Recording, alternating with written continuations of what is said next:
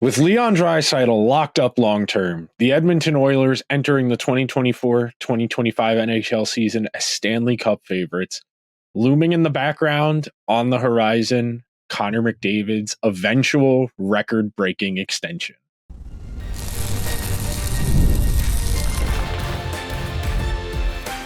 You are Locked On Oilers, your daily podcast on the Edmonton Oilers, part of the Locked On Podcast Network, your team every day. Hello, everyone, and welcome to this Wednesday edition of Locked On Oilers. I'm your host, Nick Zararis. I want to thank everyone who's making Locked On Oilers their first listen of the day. Locked On Oilers, a part of the Locked On Podcast Network, your team every day. And today's episode is brought to you by our friends over at FanDuel, where you can place your first $5 bet and you'll get started with $200 in bonus bets guaranteed.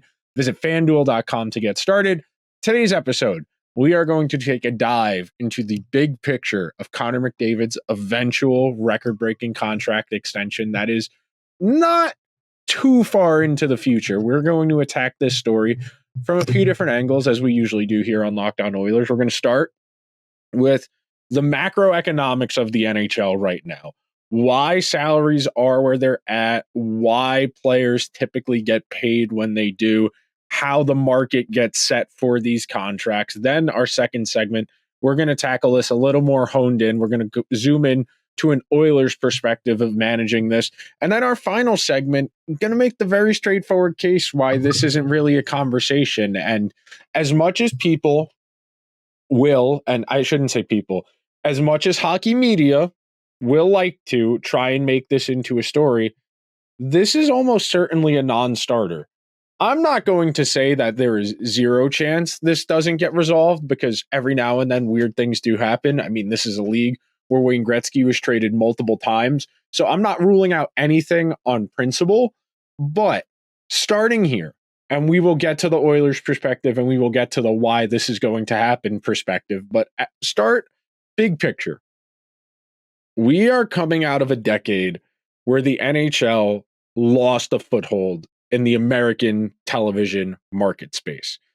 Over the course of the 10 years of the NHL on NBC contract here in the United States, soccer, and I should be specific, the Premier League in England, passed the NHL in viewership.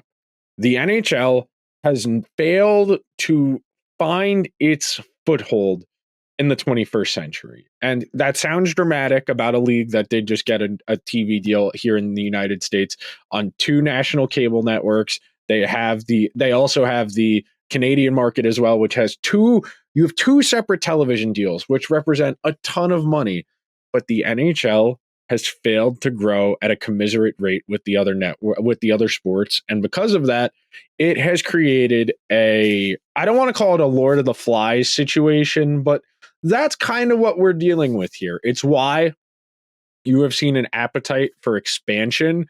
It is why you have seen a little bit more of I don't want to say proactive posture, but an aggressive posture in resolving some of these ownership situations. I know it took every last morsel of Gary Bettman's being to finally concede Arizona with the Morellos was not going to work out. But sitting here now in 2024, we're 2 years away from needing to take care of a collective bargaining agreement between the NHL and the NHL Players Association. The last 2 of the 3 times we've done that in the last 20 years or so, it hasn't gone particularly well. Only league to lose an entire season to a labor strike, lost half of the 2012-13 season to this issue. And now we sit here at the outset of what is a decade littered with opportunity.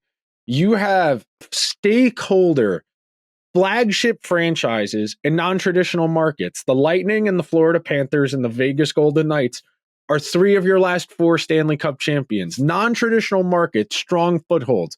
Up in Canada, you have the Canucks right back in the mix. You have the Oilers coming off of a Stanley Cup Finals appearance. The Leafs are a consistent playoff team. Montreal is building it out slow. They're rebuild slowly, but they are doing a really nice job. The Jets have molded themselves into a consistent playoff team. The Senators, on paper, have the goods to be in the conversation as far as being a playoff team. When you have 5 of the 7 Canadian markets heavily engaged, you have non-traditional markets in the United States on top of your original 6 and your traditional strongholds. When you have all of that on paper, the economics should be a little less dire than they were, say, 10 or 20 years ago, the last few times this issue has come up. As far as the money, and we talked about expansion a few weeks ago, and we talked about how the money gets distributed, but revenues get distributed based on a 50-50 split. The owners get half, the players get half. If the owners make more, that doesn't happen typically.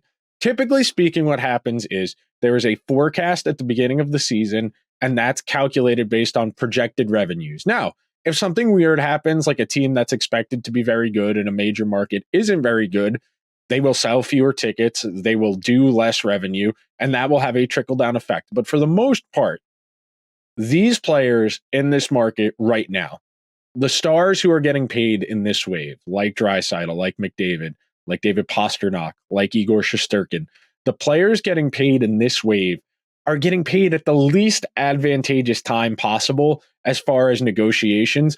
Because in an ideal world, and I went back and read something I wrote in the summer of 2018, summer of 2019, going into the 2019-2020 season, before the pandemic was a looming economic drag on all markets, not just NHL player salaries.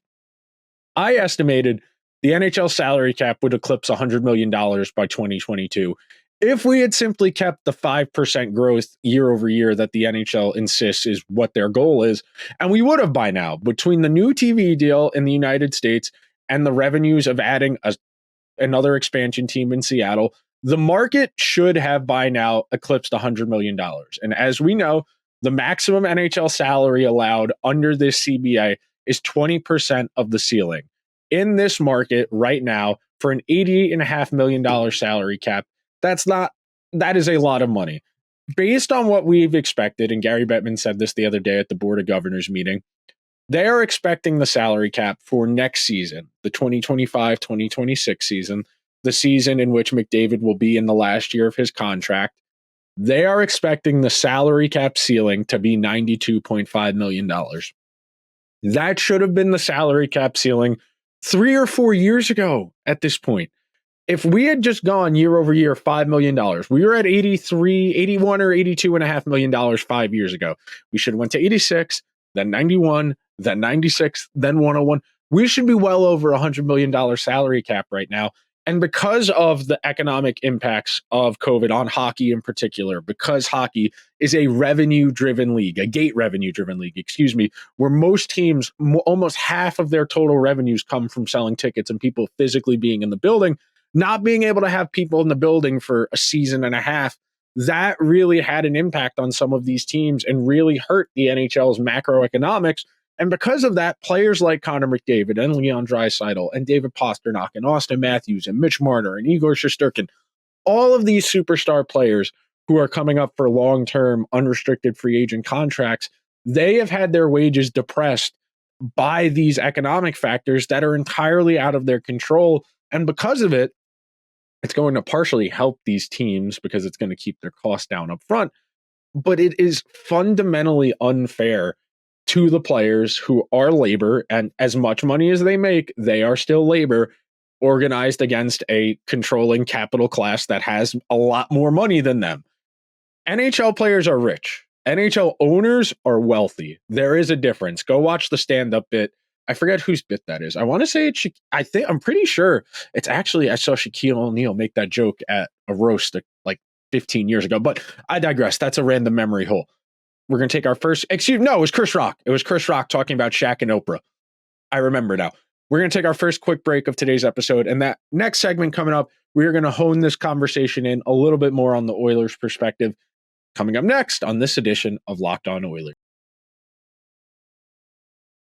If you're like me, you are chomping at the bit for hockey season to come around. The Rangers open up at home against the Utah Hockey Club, which I was kind of surprised to see. Me and my friends, we've been talking about going when we end up getting tickets. The only place I buy tickets to get to games from our friends over at Gametime with the best app buying experience there is when you're looking for tickets. And the everydayers of Locked On Oilers know my favorite feature is the panoramic seat view, where you can see the view of the game or the stage if it's a concert in the app before you buy, so you know what you're getting yourself into. There's the lowest price guarantee, and Gametime will credit you 110% of the difference. And Gametime ticket coverage, where your purchase is covered with the most flexible customer service policy in the ticketing industry. So take the guesswork out of buying tickets with Gametime. Download the Gametime app, create an account, and use code LOCKEDONNHL for $20 off your first purchase.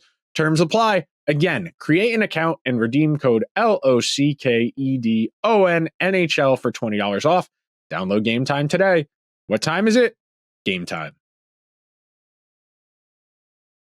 Want to thank everyone who is hanging out on this Wednesday edition of Locked On Oilers as we marry my favorite things. I love talking about roster construction. I love talking about salary cap management. I love talking about talent evaluation. When you think about hockey the way I do, and I try and describe it as how you would teach an academic subject, like if you were to teach a class in college or university about the NHL, the topics you would teach in that class, contract management, asset management, all of those principles that we fundamentally think of as essential components to understanding today's NHL, on top of the mechanics of actually playing hockey, it creates a different framing than you're typically going to engage with. I said at the outset of this episode that this is going to be a conversation driver for a while for national media for a few reasons. Number one, this is the best player in the world. I know Nathan MacKinnon won the Hart Trophy. Bless his heart. That's great for him. This is the best hockey player in the world, Connor McDavid. This is somebody who has that stamp as the next guy. He took the mantle from Sid a while ago, and he's not giving it to anyone for quite a while. You can say Matthews and McKinnon are great. You could say maybe Bedard is going to be eventually great. Nobody is taking this from McDavid for a while. And when you have that profile, the great Canadian hockey player, the guy, when Gretzky passes it off to Lemieux passes it off to Crosby passes it to McDavid, and look, maybe Bedard eventually 5-10 years from now usurps McDavid in the pecking order of guys active in the league. But right now, you have the perfect storm for narratives. This is not quite Mitch Marner in Toronto, because the Oilers have won some playoff series and McDavid has shown up consistently in the postseason, whereas Marner, who I think is unfairly maligned for his playoff performance, he's still pretty close to a point per game player. If I remember correctly, he's 50 points in 55 games, something along those lines. So it's not like he's a total non-factor, but I do understand people's lingering frustration with that. And most of hockey media is centered in Canada, so the Leafs are always, unfortunately, going to become the focal point of a lot of conversations. But you saw it happen on a micro level this summer in regards to Sidney Crosby. And Sidney Crosby is a unique entity in that he hasn't really tried to push the upper boundary of salary. He has stayed at that $8.7 million figure. He has made it kind of an organizational philosophy that everybody takes a little bit less.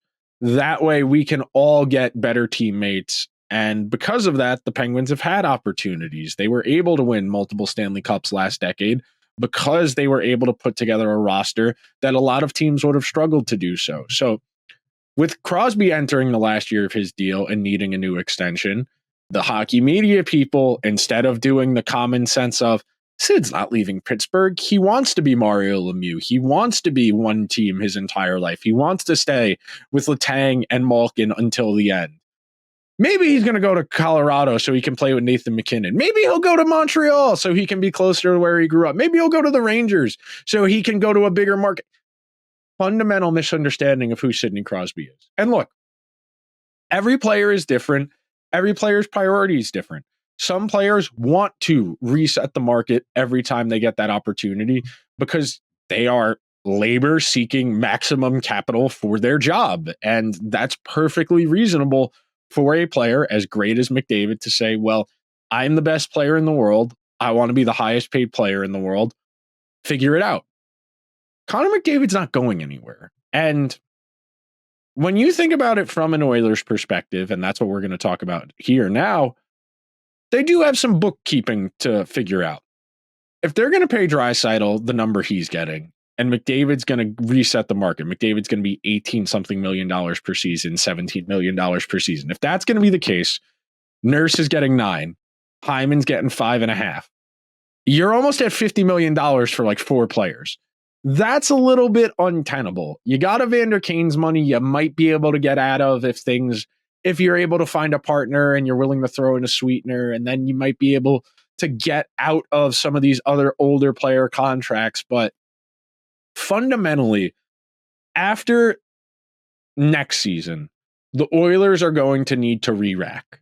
And what I mean by that isn't they're not going to tear it down. They're not going to miss the playoffs, but they are going to need to reconfigure their team.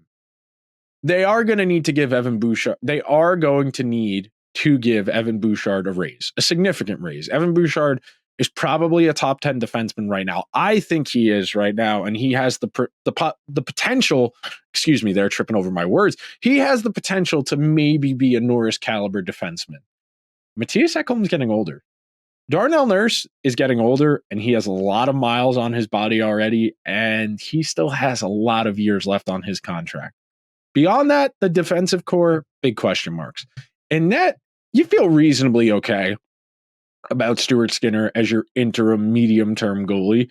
I wouldn't plan on Skinner being the Oilers goalie, say, 5 years from now, but for the next 2-3 seasons, yeah, sure, that's fine. And then you look at this lineup. Hyman's got a few years left. Nuge has several years left. Beyond that, it's a lot of interim 2-3 year deals meant to hold in this middle ground, meant to keep the Oilers competitive on this permutation of Draisaitl and McDavid contracts. But once those raises start to kick in, unless the NHL is able to find a massive growth in revenue to increase the salary cap in a way that we're not currently expecting or forecasting, the Oilers are going to be lean. They are going to have to trim some fat on the roster. They are going to have to find excess value players. And that's the logic in some of the acquisitions of this past summer. And the Oilers didn't take on significantly new salary in terms of raises for guys on the team this offseason. The Draisaitl contract doesn't kick in until next year. But you add Skinner, you add Arvidsson, you add Emberson. Those are upside plays of we can do something with this. You need a good environment. You want to play with good teammates. You do that. You are going to put up good counting stats.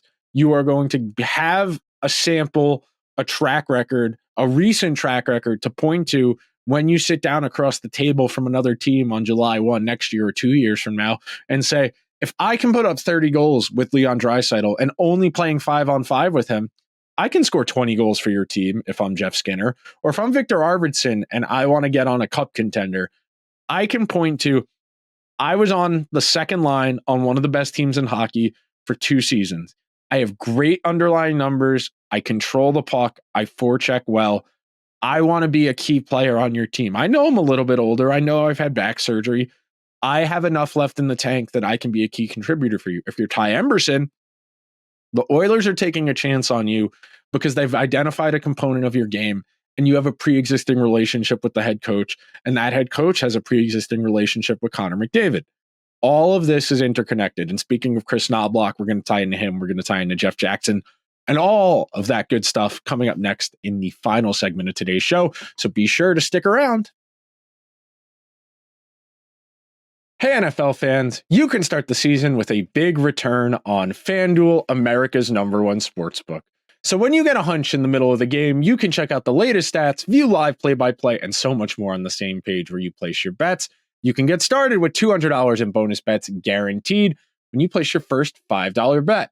This week in the NFL, on Thursday Night Football, Baker Mayfield and the 3-1 Buccaneers going to Atlanta to take on the Falcons. I'm interested in that game. First London game of the season, the Jets playing the Vikings over in London, 9:30 a.m. Sunday morning kick. The Jets, 2.5-point road underdogs to the shockingly 4-0 Minnesota Vikings. My favorite game of the weekend, though, of course, Lamar Jackson, 2-time NFL MVP, and the Baltimore Ravens going to Cincinnati to take on the Bengals. 1:00 kick. The Ravens, 2.5-point road favorites in a good old school AFC North showdown. If you want to get in on the action, go check out FanDuel.com to get started. And thank you to everyone who is hanging out on this Wednesday edition of Locked On Oilers. Programming note, Friday's episode and Monday's episode are going to be pre-recorded. I haven't determined whether or not I'm going to do them today on Wednesday or tomorrow, Thursday. Traveling over the weekend, going down to Alabama for the Talladega playoff race and the NASCAR Cup Series. It's a very fun time. It's a great experience. I've gone. This will be my third year in a row going. Cannot commend or recommend going to a race in person enough, but for scheduling and for content purposes, if something changes over the course of Thursday night into Monday afternoon, the content may be a smidge out of date. And because of that, I apologize in advance if that is the case, but travel comes up, content needs to get done. But I'm going to lay this out for you as simple as possible.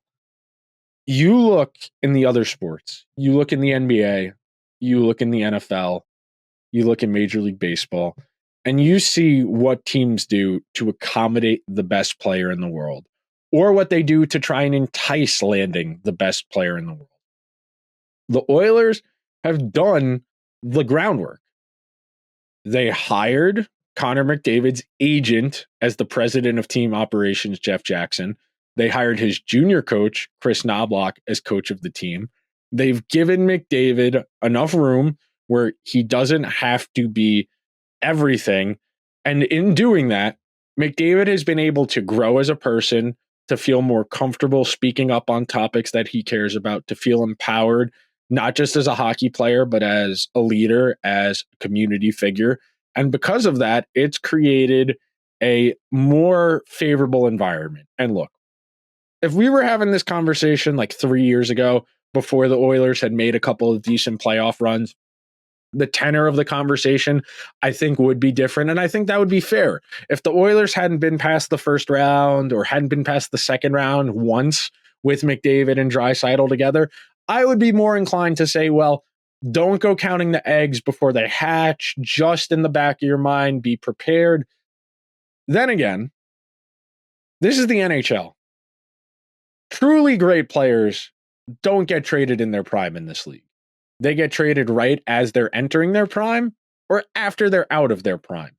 Steven Stamkos only hits free agency when he's in his early 30s. Steven Stamkos got 5 minutes away from NHL free agency 7 years ago, 6 years ago, and went right back.